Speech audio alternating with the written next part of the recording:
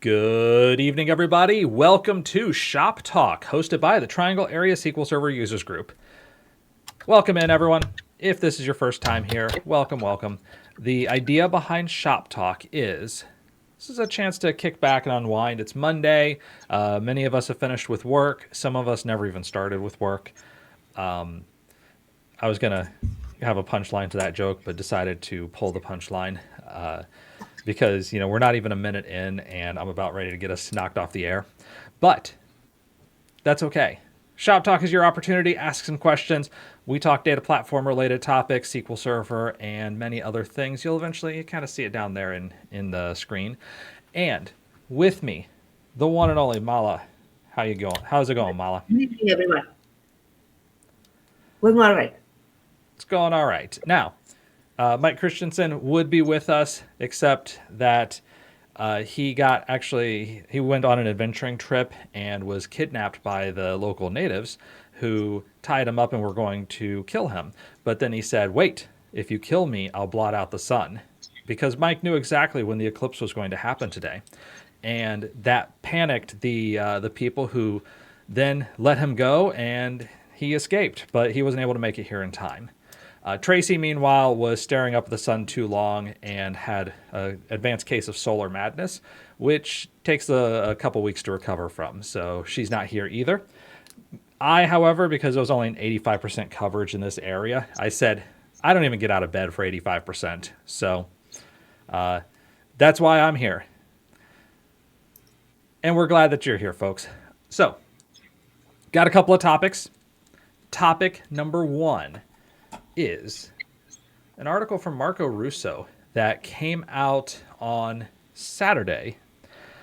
A rare Saturday article. Howdy, Solomon. Glad to see you here. Glad that you did not get solar madness like apparently Tracy did. Or at least I'm going to claim that Tracy did. Now, next time I see her, she'll be like, solar madness, what are you talking about? And I'll say, yeah, it's canon now.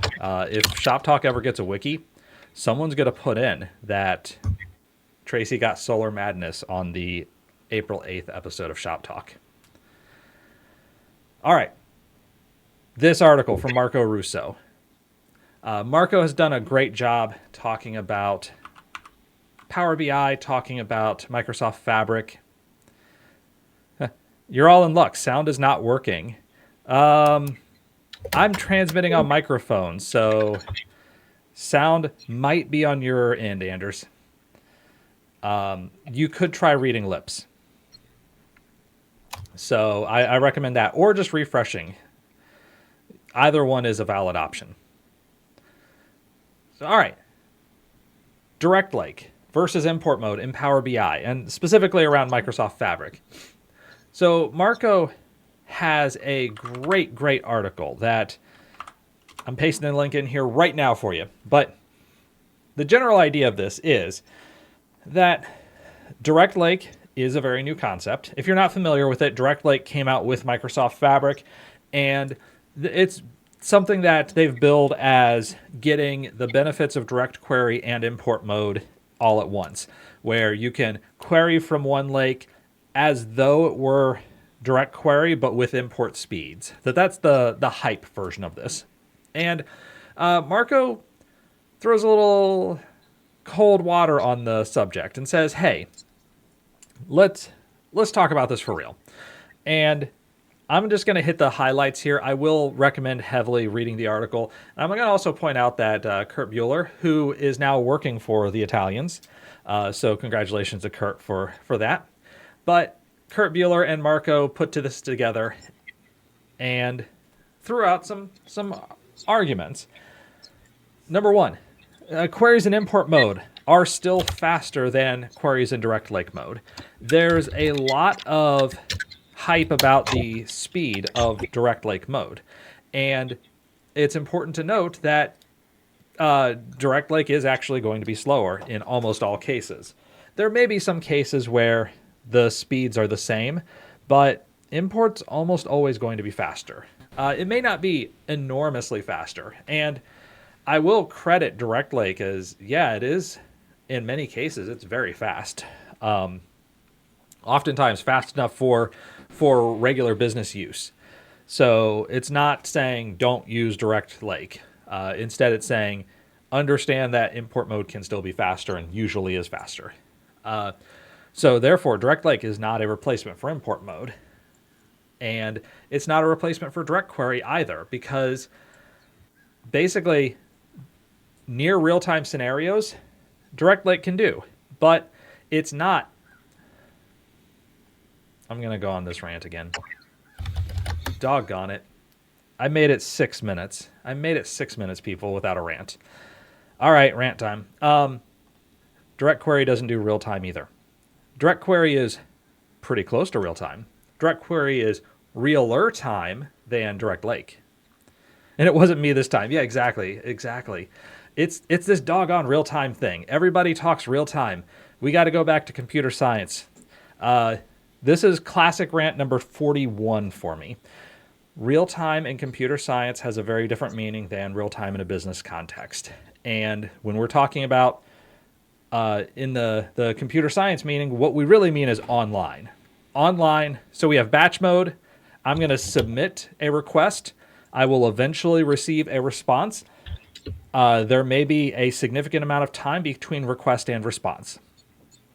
Online mode is I will submit a request, and in the time that it takes the request to process and come back to me, I can reasonably expect to wait. For batch mode, a batch may return quickly, but we condition ourselves to expect it not to return immediately, and therefore we continue on doing what we're doing. So this might be something like, I have sent Anders an email, and I'm not going to sit there at my email client waiting for Anders to respond, because email is asynchronous. Batch operations tend to be asynchronous in that way as well. And if I send emails to 40 people and I'm waiting for responses on those 40 people, I'm not going to sit there at my client just, okay, the emails are going to arrive anytime now. So when we do this batch operation, sometimes it may be asynchronous. Usually it is asynchronous, because a synchronous batch operation can happen, but it's poorer form, I think. Online operations could also be asynchronous, but they could be synchronous, because we're expecting the response in close enough time that a human won't care that much. Web pages are online. If I hit F5 and refresh this page, it took like a second and a half, 2 seconds for the page to reload. As a human, I'm okay with that. It may take 20 seconds for an operation to complete. That's probably pushing it for me. But depending on the operation, I'm willing to sit there and wait for it to finish. That is what we mean by online. Real time is I need something that is happening instantaneously, not just within a couple seconds or a few hundred milliseconds, but right now. And the classic example that I use is if you have piloting software in a fighter jet, that's real time. I need immediate responses. If I'm waiting a second and a half, I got a problem.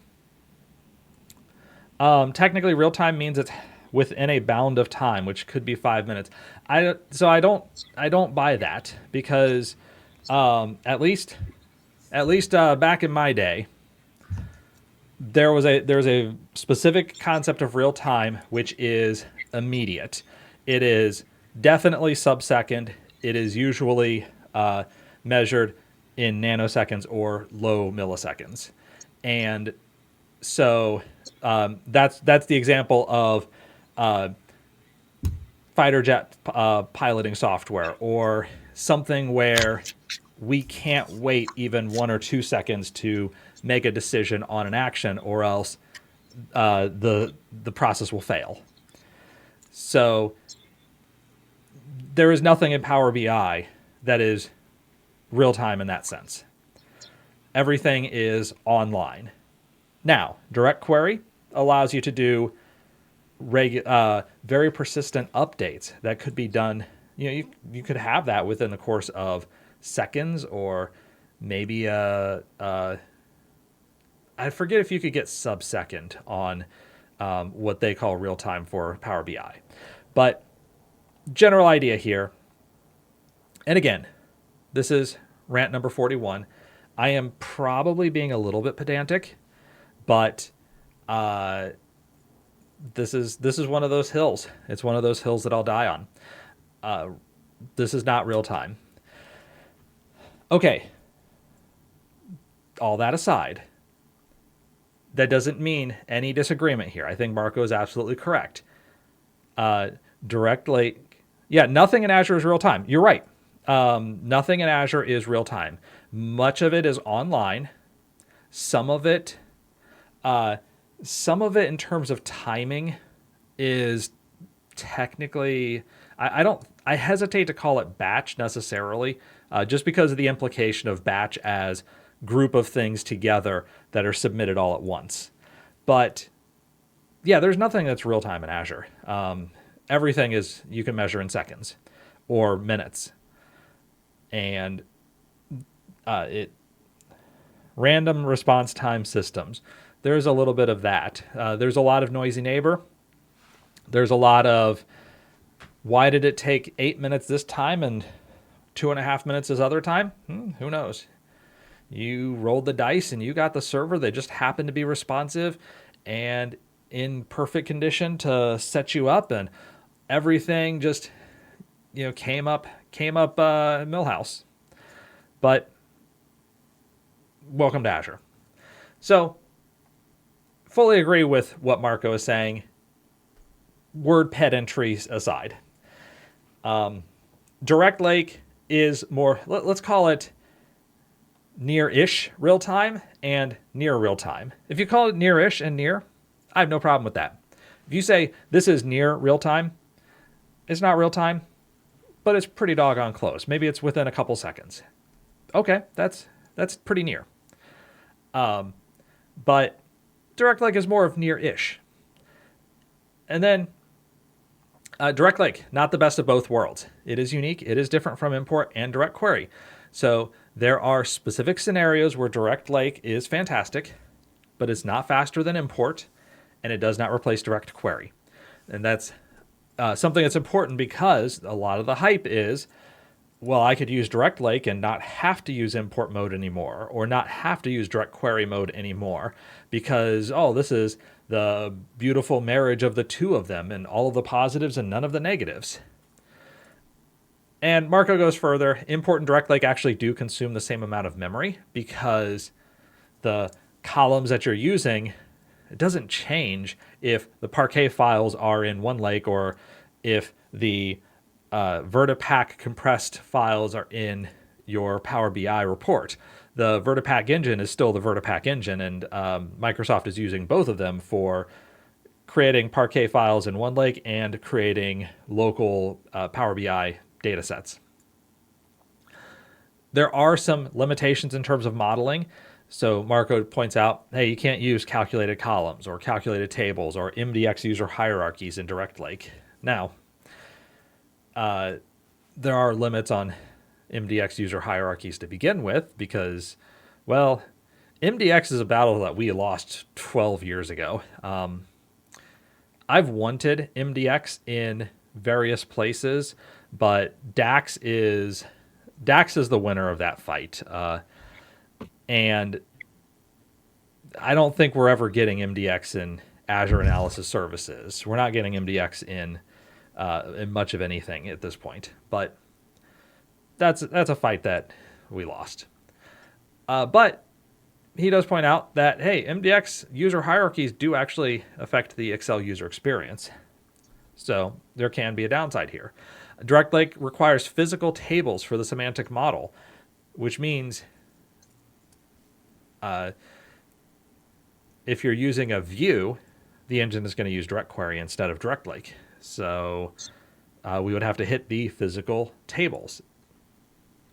That's a thing that I don't personally have too much of a problem with. I know that the Oracle world historically has been all about creating views to limit what different users have access to see. And there's been a bit of that in SQL Server. You sometimes see that in warehousing where people will create views to expose the structures of tables. Especially with Fabric and OneLake, I don't know that there's a huge benefit to doing so. I don't think that there's a big benefit to doing so. And maybe it's just I haven't worked in enough enterprisey places in a position where I would have to architect out solutions.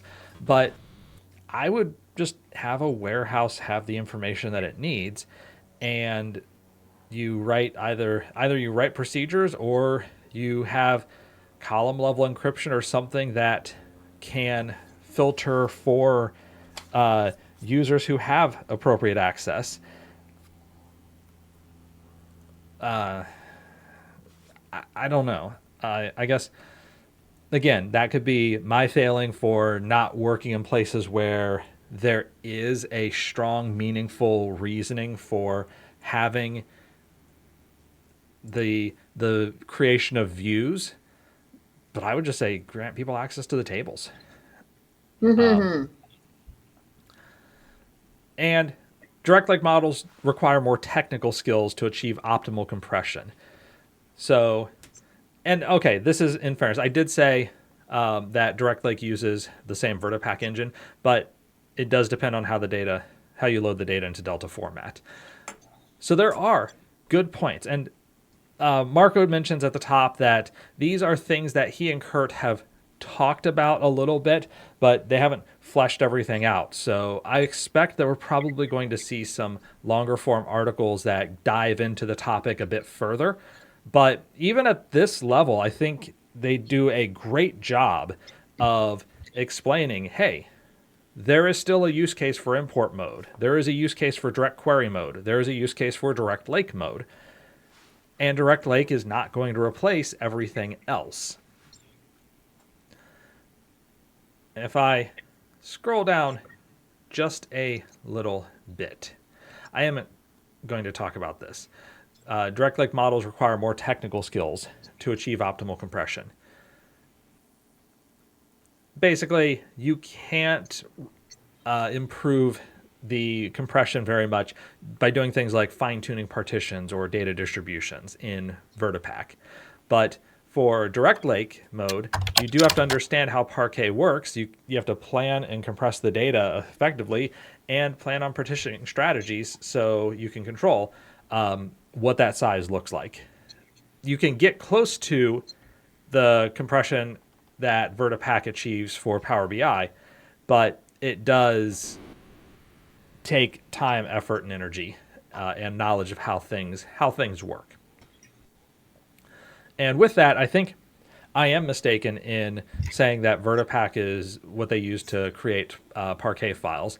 I want to say that there is something very similar. Maybe it's not VertiPack, but maybe they have their own. Oh, I see. Let me pull up this article. This is Microsoft Learn, Delta Lake Table, and Optimization in vOrder. I'm thinking of VertiScan. There we are. Microsoft VertiScan technology and vOrdered Parquet files. So this is what I had in my head, and I conflated it with VertiPack. But it's not VertiPack. Fair point. This is why Marco wrote the blog post, and I'm just here talking about it. So that, I think, is a really interesting curative for some of the level of hype that we've seen around Microsoft Fabric and direct lake performance. I do think that it is still a really valuable tool to have. I think that the experiences that I've had in terms of trying out Fabric, working with customers on Fabric, direct lake is very helpful. It does provide a lot of value. At the same time, it's not the end all be all for everything Power BI. For working in Microsoft Fabric, direct lake mode is pretty helpful. But that doesn't mean everything has to come out of the one lake, everything, or that everything has to come through Direct Lake. And there are some things that you can't use for Direct Lake today. So there are some limitations in terms of sources you can access. And I don't recall if in the article he has noticed that, yeah, if you're not using one lake and the tables in Fabric, that you don't really get Direct Lake at that point. So I think that may even just be assumed in the article, that everything is talking about the rest of the story. But highly recommended. Check it out. My other article, this one is actually from Mala. So Mala, I've been talking a lot. Anything you wanted to talk about here? No, no, no. I mean, I didn't speak because I don't know much of what you were talking about. So no hassles there. Go on. Nobody ever does. All right. This one though, I think Mala will have a lot more to say. This is a fun article. Bad software advice. Substack from David Tate. And just dropped a link in there. Substack, if you're not familiar with it, allows you to subscribe for free, and you can get emails of articles from people as they write them. This one is actually from about 9 months ago, and Mala sent this over to me today. I had a chance to read it. It's kind of fun. And talking about how to create a legendarily bad database. Not just a regular bad one, not just a terrible one. Legendarily bad. The type of database that people talk about 20 years from now. The type of database that you wake up in cold sweats one late night, afraid that you're going to get another 3 a.m. page, even though you haven't worked at that company for a decade. That kind of database. So this is a fun article talking about, how do you actually get to that point? Microsoft still has a few around, yeah. Well, if you look at the databases they ship with some of their products, like the reporting services database, most of MSDB, even the TFS one is a mess. So Calm and it's what was the other one? The patching system, SCOM or SCCM. SCCM. Oh, all of them. SharePoint. Yeah, yeah. Yeah. SharePoint for like 15 years was a disaster. It was, oh, well, of course you have to do things this way that you would never do on any other database because, well, we just assumed that that's what we needed to do. Otherwise, it'll all break. So, okay, the question becomes, how do you create a catastrophe? And I liked this. So first, you have to treat your database as one accidentally. You can't plan out this is going to be a database. No. It'll start. Yeah, maxstop is not equal to 1. It'll deadlock. That was one of the things I was thinking about.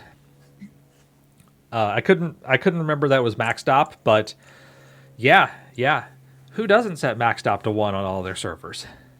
It solves all my parallelization problems.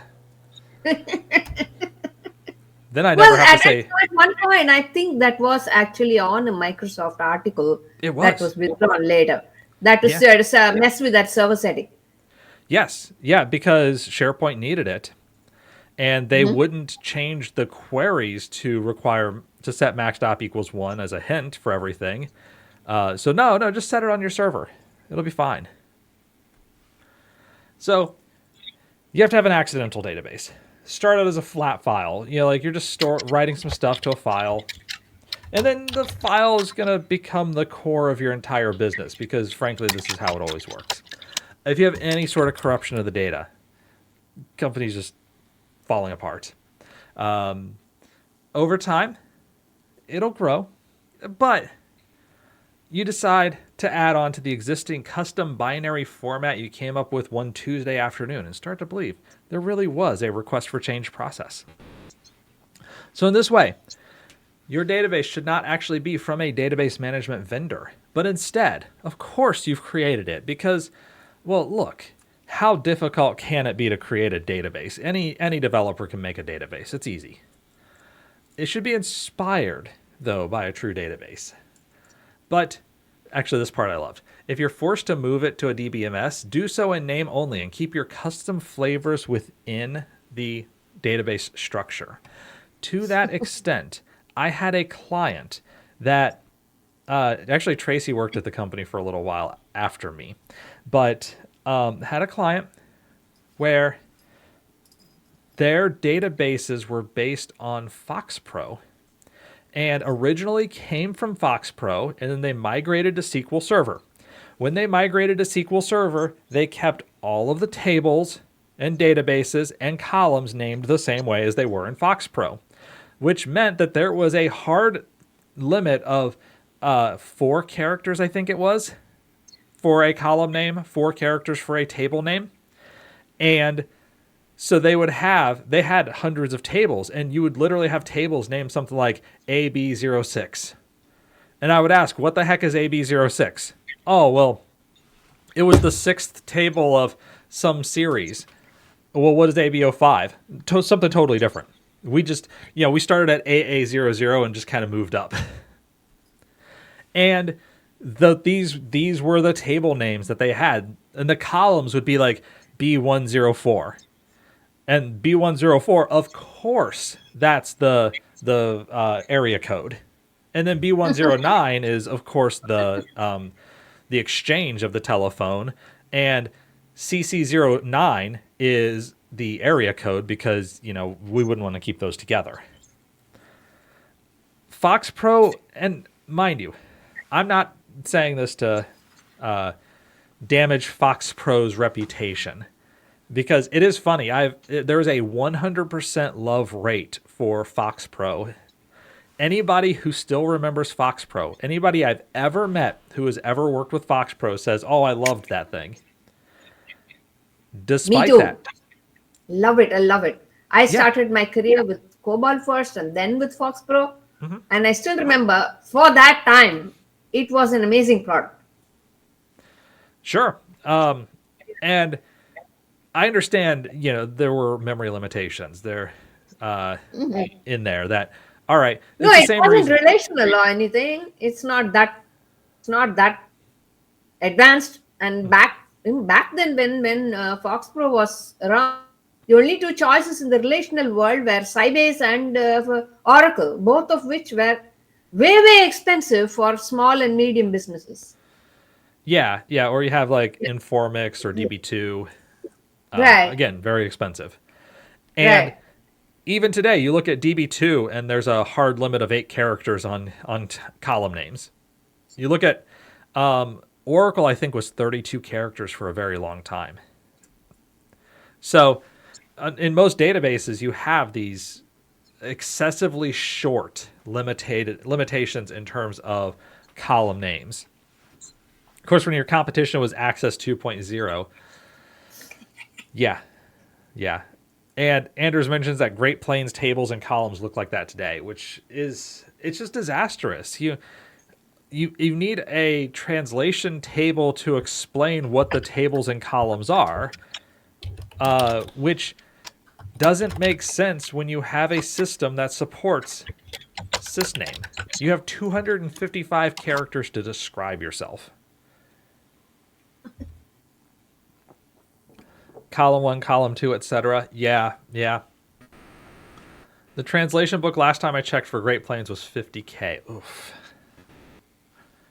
So a certain monitoring tool, which shall remain unnamed, has its schema intentionally named this kind of way, because they have no way to hide the schema from anyone. You have to put in significant effort to find out where the data is stored and how it's related and all of that. So it's intentionally named in this similar way, rather. Which is obfuscatory idiocy. It's the same level of idiocy as I'm going to encrypt those stored procedures. Nobody can get to my source code that way. Hint, there have been tools that have been around for at least 16 years that can break encryption on stored procedures in SQL Server. Encryption on stored procedures is not supposed to be a security mechanism. It's a check a box mechanism. I've broken encrypted stored procedure several times, including a couple times when the place I was at didn't have source control and they didn't know what was in the contents of those stored procedures that they had deployed out however many years ago because they're encrypted. So that makes them more secure. You realize that all of the keys to decrypt are in the same system, and I have system administrator access, which means I get to see everything. They didn't realize that, but it turned out to help in those cases. Once you learn that, oh shucks, we don't have that original source. For people who've never heard of trace, right? As though I can't see your queries, look at the data, and then extrapolate out what exactly it is that you're showing me. I can look at the grid on the screen. I can look at the context of the query, and you have annoyed me, but you have not prevented me from learning your deep magic of querying the DMV in your own very special, unique way, by which I mean like grabbing Glenn Berry's scripts like the rest of us do and just putting your name on it. So, yeah, that is absurd. All right. Second, your database should be written to by so many software components, it is hard to inventory them all. Some of these things: compiled binaries, source code lost to time. If you're trying to be funny, keep the source code of some of the client systems within the database itself. Then have corruption take them from this world. It's a poor world. Man, the sample procedure in the article doesn't even look bad. Yeah, we'll get to that. It is bad. It's just, you've seen some things. Third, highly opinionated, tailored to your specific needs, because complex and unique business constraints. Your business is so special, so different from the rest of the world. Nobody else in the world has ever done this type of business. Nobody else has used the power of float. Other companies, they don't have decimals. This is our special advantage. We have decimal points. We have float. Now, when we do the math on them, the numbers end up being wrong, but that's just our special secret sauce. Nobody else has ever had this idea of something. I don't know. Everything you do eventually is a widget. Yeah, it's at this level, when you're talking storing data, ignore that your database is probably for reading and writing data, sometimes quickly. And that's the point of it, yes, is look, you're not doing anything special. There are companies that do things special, usually in the sense of how quickly it needs to happen. But otherwise, you're writing data, you're reading data, you're doing it in a way that sometimes needs to be fast. Welcome to every company ever. By highly opinionated, the more stored procedures you have, the better you are as a person, which goes back to Anders and the 1,000 plus the stored procedures with 1,000 plus named procedures inside of them. So Anders is apparently the best person that there is. The fewer stored procedures you use, the better you are as a person. It is critical to have every stored procedure cover every possible eventuality. Think of the combinatorial set of possible column outputs that you could create. And all you need is just one stored procedure that has 6 columns, and then another stored procedure that has a slightly different set of 6 columns, and then another stored procedure that has another slightly different set, and just keep going. You've got hundreds of thousands of procedures just right there for the taking. And make sure that they're all named in different ways so that there's no consistency. And make it hard to understand, even by the people who are paid to do so. Security through extreme obscurity and partial memory loss. Kind of goes back to Mala's product there. We'll just name all the columns dumb things so that nobody could ever trace back which DMV this came out of. Foreign keys are for the weak, and they slow everything down. If I had $1 for every time I heard We don't use foreign keys because they slow things down too much. I would have at least $5. I might have more than $5. I don't know. But yeah. The more logical versions of the database schema you have in play, the better. Because I wish some place had even one. So I don't know about that. I haven't seen too many people with logical database schemas ever. yeah. Yeah. Well, one is okay. You have one. That's all right. Numbered stored procedures. You take that out of my chat. Numbered stored procedures are an abomination. I'm going to bring that article up just because it is evil to this world. And we're going to look at it. We're going to look at it right now, and then we're going to come back to it because this, I did not know it even existed until I took this job. Yeah, so for the longtime Shop Talk viewers, we have talked about numbered stored procedures in the past as an abomination unto humanity. And it is still an abomination unto humanity. This is a stored procedure. Create procedure, number procedure, ;1 as blah, blah, blah. The number 1 is something that we specify. It is the first procedure of the set of numbered procedures.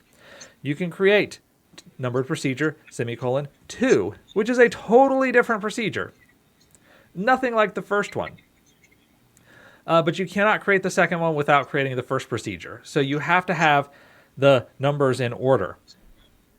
But you can have 1, 2, and 3, and creating a procedure with 1 is mandatory. Later, any 3 or anything can be created. So if you say help text on numbered procedure, it will give you all of your different procedures that are all totally different things independently and shouldn't be together.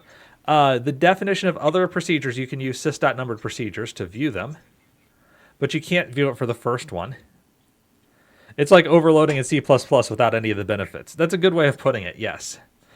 So to call it, you have to use the semicolon with the correct number. If you don't specify any number, then you call it with number 1, which makes me ask, why would you ever do this? You cannot drop a stored procedure with a particular number. Microsoft has been mentioning in product documentation the feature will be removed, but it's still around. Solomon. Number stored procedures are nothing like method overloading in object-oriented languages. So Solomon, who is in chat right now, by the way, Solomon gets around and explained in the past. This actually was a question about overloaded constructors for stored procedures, which is its own interesting idea that would turn into a scary thing in the end. But I'll drop that link to Stack Exchange in case you're interested in reading Solomon's thoughts on object overloading. And it has been deprecated since SQL Server 7. I don't know what weird edge use case, which big customer is paying Microsoft not to remove numbered procedures. Because if it was deprecated in 7, that means that you have 2000, 2005, 2008, 2008 R2. That was 4 versions where Microsoft actually removed deprecated features. Once you get past about 2012, they stopped actually removing deprecated features. They would just call it deprecated and say, it'll go away one of these days. But I don't think they've actually removed much from later versions of SQL Server. They've called it deprecated, and they just kind of let it fester. Mm-hmm. But 2000 through 2008 R2, deprecated things actually went away. It is a legacy from pre-Microsoft. And yeah, but that just, it feels like the thing where I would say, why? Which crazy customer demanded that they stay in? Because somebody had to. This isn't the type of thing that they would have left in just because of the goodness of their hearts or something. Either there is some major part of the platform that is secretly dependent on numbered procedures, or the code is so old that everybody was afraid, even in 2008 and 2009, to remove it. But I agree, Solomon. Some newer features, internal and in SSMS, probably don't work with numbered procs. I don't think that most stuff would work with numbered procedures. It could be us. I mean, it's possible. There's probably one customer paying Microsoft a lot of money just to keep it in. Or at least they were paying until about 2012, when Microsoft stopped actually deprecating or stopped removing deprecated features. Except for Polybase, Java support for Polybase. That actually did go away, except it was never deprecated. It just disappeared. They just said in SQL Server 2022, Java support, our mistake. It's gone. I'm guessing it's so deeply intertwined, removing it would be a nightmare. No way to test all the code paths since nobody knows what they are. At this point, I agree. And the further you get out from it, the less likely anybody would ever remove it. But, even we're talking at this point, it could have been 20-something years ago. And during a time when they did really remove features from the product that they deprecated. Yeah, all but fired QA. That's because all the testing happens in Azure, and so that's why we have the most stable versions of SQL Server ever. I'm gonna take a drink of that. RIP stable versions of SQL Server. It caused us about a 3-year rewrite if it went away. Oof. It was certainly a mistake not to have removed it in 2005, which was a big enough update to justify it, for sure. For sure. And, that 2005 release did remove quite a few things. 2008 removed quite a few things. R2 didn't... Great release. Sorry? It was a good release, 2005. Among the best. Yeah, it was a great release, yeah. Yeah.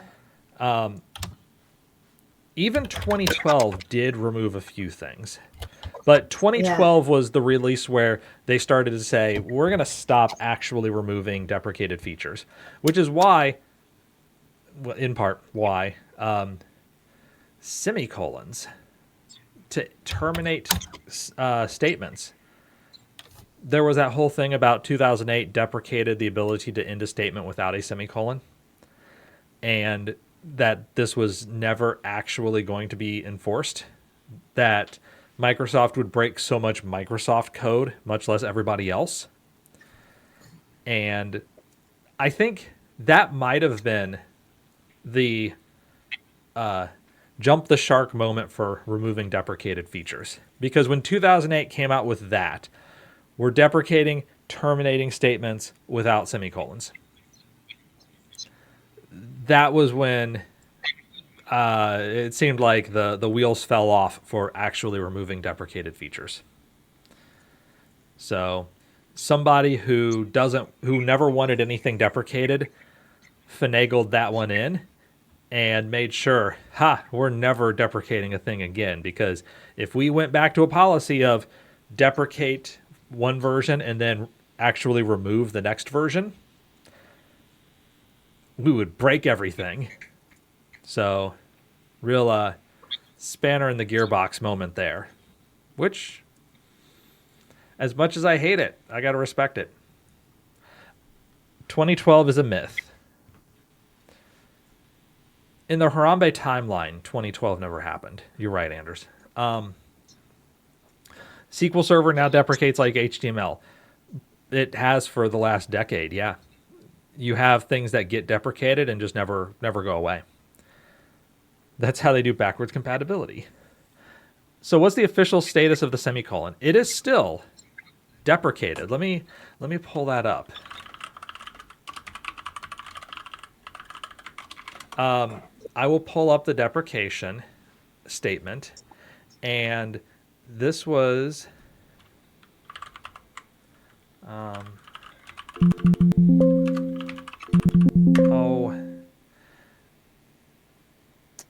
Oh, I see. Discontinued. So it's not discontinued. If it was discontinued, everything would be broken from here to next Tuesday. But 2008, yeah, star equals was removed, but then star equals was removed a long time ago, as I recall. So okay, Rednello, official status of the semicolon. The rule has been in place since 2008 that all statements need to have semicolons to terminate. And in 2008, this came out. I remember the whole hullabaloo about it. It came out, you must terminate all SQL statements with semicolons. There is no option. And terminating without a semicolon went on the deprecated list. As far as I'm aware, it is still on the deprecated list. I'd have to go check. I was trying to do a quick search to check,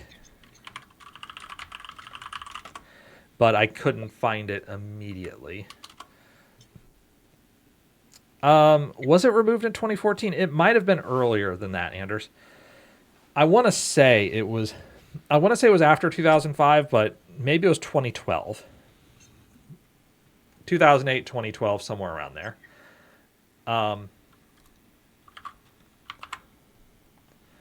And I am looking to see if I can find anything specific on the deprecation. But in any event, yeah, it was no later than 2012. Yeah, I agree. I want to say it was 2008 R2, 2012, something like that. Well, Anders, you got your certifications for 2012. You may have never used 2012, but you certainly got it. I got my last certificate 2012 also. Your last MCITP for 2012. Yep. After that, I stopped taking certs. I read the books. I don't take the exams. That's fair. I don't, unless you get paid to take the exams, I don't think it's worth taking the exams. So, the name of everything should be a gift wrap puzzle that you get to figure out later. I mean, yeah, that goes back to, what I was saying. I would be all for forcing ending statements with semicolons, but yeah, even Ole automation is deprecated, should be removed, but likely won't due to how much legacy stuff would break. And if they ever, like I said, if they ever enforced the requirement to end all statements with semicolons, SQL Server code wouldn't work. The stuff that's in MSDB, in master, in report server, in any database that Microsoft puts out, all of that stuff would break. They would need people spending enormous amounts of time. And then that's before you even push it out to the customers. Every single customer, I don't care how on the nose you are, every single customer will have code that breaks. I guarantee it. And so it'll never happen. Yeah. 100% not likely to happen. Yeah. It would be a nightmare. Yes. And that it was interesting to even see it come out in 2008 in the deprecation list. Just because even then you knew not going to happen. And since then, you imagine what how much I would more... like though is a way you can turn it on and off so that those who want to use it, those who are in more modern systems can use it. That would be nice. Yeah, that they wouldn't even go with that kind of a flag, I don't think. Because, like I said, it would break all Microsoft code. You start going and look at anything for SQL Agent, for integration services support, for reporting services, not to mention SharePoint or Dynamics or TFS, Azure DevOps on premises. All of those things would break. And all of their demo databases, the stored procedures in there, you'd have to realize that most of those would break. So it wouldn't work. Pretty sure Azure would break if you removed Ole. Oh, that would be scary. That would be scary. If it were true. Triggers should be used sparingly, like one per table, with a bunch of if statements controlling different scenarios, like sending emails and creating queue records for another trigger to pick up. I feel noticed here. Table and column names should look like randomly generated text, but not be randomly generated text. When asked why the tables are named that way, mutter something obscene about SQL injection or security. The number of triggers in a database should always exceed the number of indexes. Yeah, and you could also use triggers as foreign keys used instead of triggers. I like that, Solomon. Using instead of triggers for everything.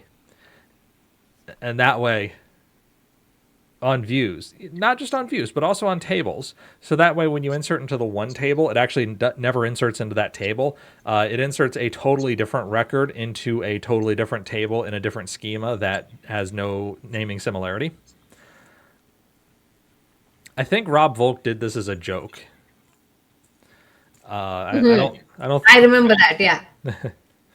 But, at the same time, the best jokes are the ones that happen in real life, right? Uh-huh.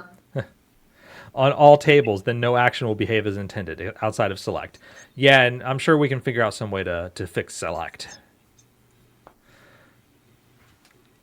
Documentation of the database schema is not practical because you are rapidly adjusting to the changing business landscape.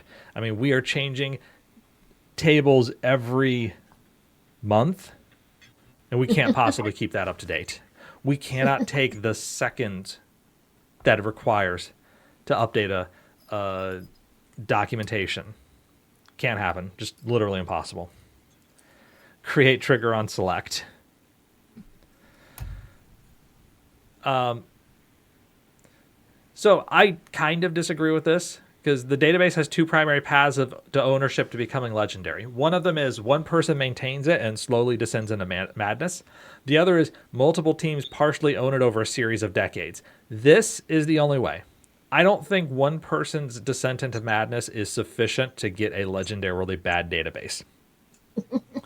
I think you need multiple levels of insanity. I think you need a person coming in who understands a third of the code and then wrangles in a new layer of absurdity. Because even, Anders, yes, even if you had full control and you went full Anders, and as we learned from 30 Rock, never go full Anders. Even if there is still a method to the madness. But when you have a whole bunch of different people, you have different views of madness. It is a kaleidoscope of madness. And as a result, I think this is how you really get fractally bad database design. FBDD. And I'll become an FBDD whatever coach. I'll charge people a lot of money. And it's basically going to be a cult. But I'm gonna shape it as like team building exercises. So that's my plan: is to become a cult leader about fractal database design, fractally bad database design. I'm workshopping it, but I can see it happening. Sensitive data hidden in plain sight, but non-sensitive data has to be secreted away. The app has to be started as an application made by the user for himself. That's a good, yeah. Definitely, at least as a prototype, as a one-off weekend project that just kind of turns into a monstrosity. I do love this. Text handling of the data should go through all the classic stages of grief. Denial. Use varchar for everything with fixed length and truncation. Anger. Find out that there are people who speak other languages and have longer names than you and your brother, and that this needs to be reflected in the database. Bargaining. You have a series of stored procedures to try to convert things from one format to another, keeping more complex scenarios in another table with a Boolean flag to say, is foreign. Is sufficiently foreign. And then you go over and look at the other table, which has in varchar. Depression. In varchar max, all the fields. Screw it. It's all in varchar max now. We have nothing to live for. Acceptance. Look up the right way to do it and do this in a few new tables. But leave the older ones as is because we can't fix that. So I do appreciate this. This is sad but true. This one actually hits a little too close to home. And all date time fields, you name them something like date, transaction date, time it happened, the when. Make sure that all those names get thrown in. They have like 9 different styles, and you just alternate between them. You have field names that don't indicate if they're local time, if they're UTC, if even they have a time component associated with them. And there's one table in the database that has only one row. And if this one row just happens to disappear, the entire application fails. Oh my God, that is too much. I know that. I know that table too. This is I've stored my config file in the database. I chased a ghost for 4 hours on Friday due to some columns having GMT, some of them local, but no indication on column names. Yeah, exactly. It's something that, we don't necessarily think about, but you should. And here is Andrew's stored procedure that he's like, this actually isn't so bad. So you can take a quick look at that. That is it. That is actually T-SQL. I looked at it and was hoping that it wasn't. That it was like a Postgres database or something. But sadly, it is T-SQL. And named as Sprock _ get user token detail demo 02/14/1995 do not touch _ because that there was a do not touch originally, and then this is like the second version of it that has the underscore. And that this is the stored procedure that drives the entire company. Yeah, instead of Sprock _ by the way, I don't know if I should say this out loud, just because then people are going to know.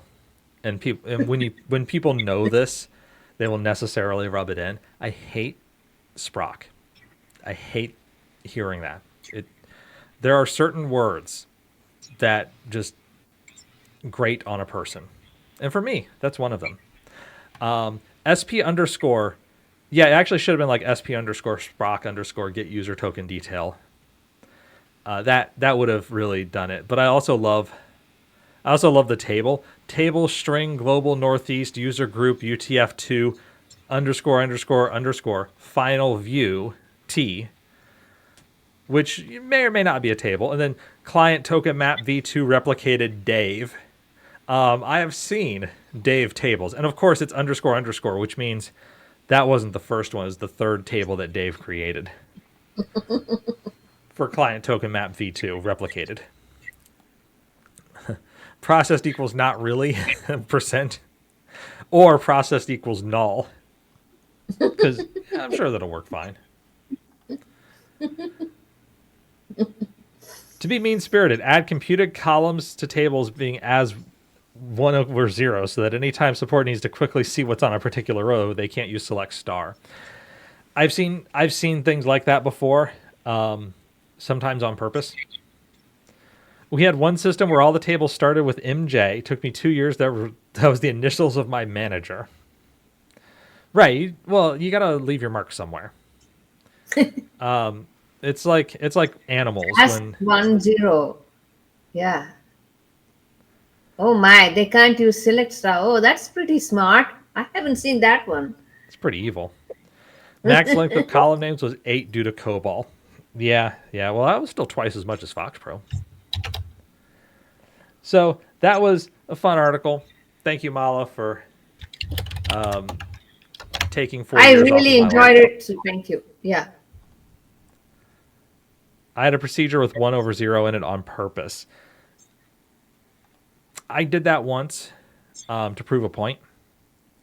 I was kind of a jerk. I still am kind of a jerk, but that in that particular case, I was kind of more of a jerk. But on that note, we're going to wrap things up tonight. Thank you, everybody, for coming out. Hopefully you had a great chance to stare at the sun. Hopefully, relatively few of you have gone with an advanced case of solar madness. From Babe, even pigs have a purpose. I believe there's one character that is non-visible but does not require qualifiers, so it can be used in any context but not typed. You can only reference the table via IntelliSense. That is appropriately evil. We're going to leave on that note. And for the next episode, the first person who can reference that particular character, I don't know what you get. You probably don't get anything, but, maybe fun. I've been meaning to write a blog post on using that character as a cruel joke, as one should. So with that, we're going to wrap things up. And remember, tomorrow we have our advanced DBA meeting. So meetup.com/trypass. Tomorrow night, I have to double check. Lonnie named us chat, my good friend. That's right, Lonnie. Yes. So Lonnie is going to talk to us about a deep dive on SQL Server memory grants. Definitely going to be advanced level there. On the 16th, Lars, we had to reschedule everything. Yes, Lonnie's will be online tomorrow. On the 16th, in person, Lars will have a redo, and we'll actually be there, hopefully, assuming everything goes well. So that'll be parallel DBA tasks from the command line using PowerShell. Hopefully we'll see you in person on the 16th. And then on the 23rd, I'm going to talk about machine learning operations with GitHub and Azure ML. So with that, we're wrapping things up for tonight. If you want to sign up for any of those, meetup.com/trypass. That's where you'll get the information for everything. And until we see each other in a future session or shop talk episode or on a street corner somewhere, take care. Good night, everyone.